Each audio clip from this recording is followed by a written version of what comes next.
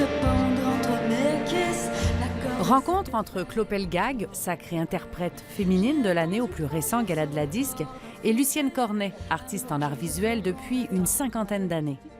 Deux artistes, deux générations, deux parcours pour ces femmes qui se rencontrent pour la première fois. On a parlé de la vie, des différentes réalités. C'est super intéressant, le point de vue intergénérationnel aussi, là, qui fait que moi, j'ai pas connu cette réalité des années 80 ou 90 ou 2000. Puis je pense que c'est comme un constat de ce qui a changé aussi dans le rapport de la société face aux artistes aussi et tout ça. Les termes en musique et en art visuel sont presque, ont beaucoup de correspondances. On parle d'harmonie, on parle de couleurs, on parle de ton, de tonalité.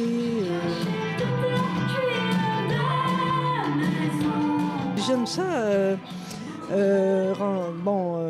Multiplier les rencontres avec d'autres artistes dans d'autres domaines. J'apprends toujours aussi. Je ne connaissais pas Clopel Gag et je la découvre et comme ça c'est intéressant. En 50 ans, Lucienne Cornet en a réalisé des œuvres. Parmi elles, L'Homme Rivière dans le Vieux-Québec, Passage, la porte de bronze à la basilique cathédrale Notre-Dame et probablement sa plus connue, le Quatuor d'Airain, ces 4 figures de bronze devant le centre des congrès. Clopel Gag travaille actuellement sur son prochain album qui devrait sortir en avril 2020. Elle fera une rare apparition début octobre au Grand Théâtre pour présenter son spectacle L'Étoile thoracique en version symphonique. C'est comme un grand luxe, là.